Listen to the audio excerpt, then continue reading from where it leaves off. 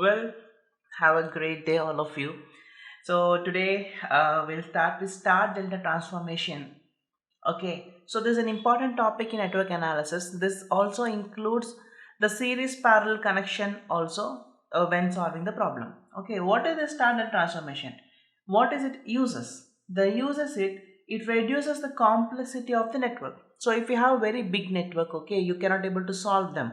So in that case, it reduces the complexity by using the star to delta and delta to star transformation. Okay, there are some like formulas which are pre-described from the star and delta transformation. I'll show you, you learn. Okay, so first of all, let us take a star connection. So what is a star? When it has a junction point, a node point. Okay, for suppose this can be a star. Okay, so this is like any element. I'll make this as Z1, Z2, Z3. Okay, I'll have this like 1. Okay, I have this like 2, I have this like 3, and this is a nodal point. So this is a star. Okay, so we have a node point, and these are the three branches what we have, and I have taken a clockwise direction. Okay, so it is Z1, Z2, and Z3. So this is a star. We have another type of star which is an inverted star.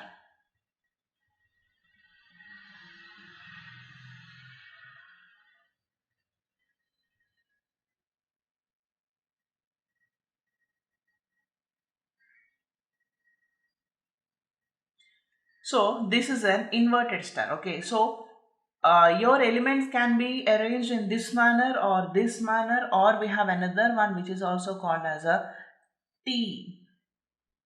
This is a T where we have Z1, Z2, Z3. All directions are taken clockwise only. Okay, so this first, second, and third branch. So these type of three formations can be there in star because we have a junction point for all the three branches. Junction point here, three branches, junction point, junction point, junction point. So like these formations can see, if you find any of these formations in your network, you can use this star to delta transformation. Okay, we will see what is a delta transformation. So in delta, okay, as we know, delta looks like a triangle which doesn't have a node. It's like a closed loop. Okay, so this is a delta, right? I can take ZA, ZB, ZC. We doesn't have a delta. We have an inverted triangle also. So the formation can be of different kinds. Okay, ZA, ZB, and ZC. Okay, and we have a pi. See, the main thing is you should have a closed loop. Okay, you should have a closed loop. So, and ZA, ZB, ZC. Okay, this is a standard format what we take, because if we take Z1, Z2, Z3 as star, we have to take ZA, ZB, ZC as a delta. So this is a star and this looks like a delta. Okay, now we will see how to transform a single star to single delta. I've taken a new page. Okay, let me draw. First of all, let me draw anything I can take. I'll take a star. A star has three branches. Okay, and I will write as Z1, Z2, and Z3. Okay, I have taken three branches, Z1, Z2, and Z3. Okay, now what we will do? We will take this star. See, if this is a network, this star contains a delta. I'll show you how. Let me take another pen. Okay, see, if we connect these two here, this becomes one delta. If I connect these two, this becomes, if I connect these two, this becomes another delta. I can write like ZA, ZB, ZC, same transformation. See, this is a star and this is a delta. Okay, whereas in a delta also you can have a star like this. See, if you have a delta like this, if you have elements in between, I can form a star here also. See, I can keep a node point in between and connect all these. See. So in a delta you can have a star, or in a star you can have a delta. Okay. So if I want to, when you're getting in a network, when you're doing a particular problem, if you have an elements like in this manner, and if you want to eliminate the nodal point, okay, then what you can do is you can provide a delta around it and you can solve the problem. I'll show you in the next video how to solve a problem also by using star and delta. Okay, now let us write some equations how it comes. Okay, so I have divided the page into two. So if I have given a star and I want to find delta, okay, if I have given a star any of this manner and I want to find a delta connection out of it, okay, for this you'll get delta connection like this, okay, this and this. So what are the delta elements notations? What you have taken, elements ZA, ZB, ZC are the delta ones. So I'll take ZA is equal to, ZB is equal to, ZC is equal to. Okay, now for all these like delta, we have a numerator and a denominator. Okay, so your ZA is equal to what? I mean, we should have all the star here and all delta should be here, because we have given a star elements we are given here, and we want to find the delta things. Okay, so for star what we can do is Z1 Z2 plus Z2 Z3 plus Z3 Z1. Okay, see Z1 Z2, okay, because as this currently in a node we will be writing like this, Z1 Z2 plus Z2 Z3 plus Z3 Z1. Okay, and by ZA is opposite to which star element?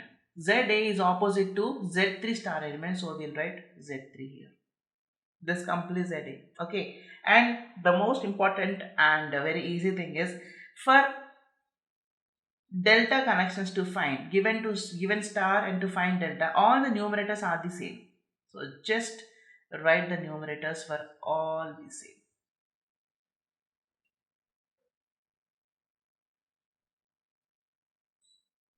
Plus Z3, Z1. Okay. Now for ZB, what was the opposite star element what we had? Z1. For ZC, what is the opposite star element what we have? Z2. So this completes the set of delta connections, because we are given a star and we are finding delta. Okay, I'll write more clearly. See, these are the star what we get and we are finding the delta. Okay, now delta to star. So here is, we have given a delta connection and we need to find the star out of it. Okay, so here we have all the star elements and delta are given. Okay, so what are the star elements what we had? Z1, Z2, Z3.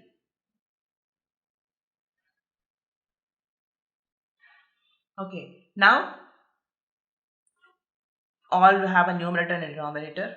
Okay, so to find out delta, see here Z1 is equal to, so Z1, this is Z1, right? Z1 is in between which two elements? Which two? Z1 star element is in between which two delta elements? Z1 is in between ZA and ZC. So we'll write ZA and ZC here. Okay, and the denominator will be like, as doesn't have a node, there's a closed loop, so we just add all the delta elements, ZA plus ZB plus ZC. Okay, and like here we have all the numerator same. When finding star, all the delta elements will be, denominator will be same. So just you can write like this. I'm saying in an examination point of view only. Okay, Z2. See, the star Z2 element is in between which two delta elements? ZA and ZB.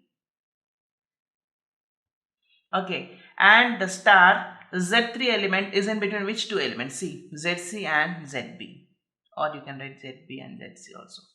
So this completes the star and delta transformation. If we get a star elements we have, and we have to find out delta. So this is the equation what we get. Okay, and if we have delta elements already given and you want to find out star, so this is the thing we have to do. Okay, in my next video you will be seeing how to solve a particular problem by using this star and delta transformation and to reduce the complexity of the problem. Stay tuned.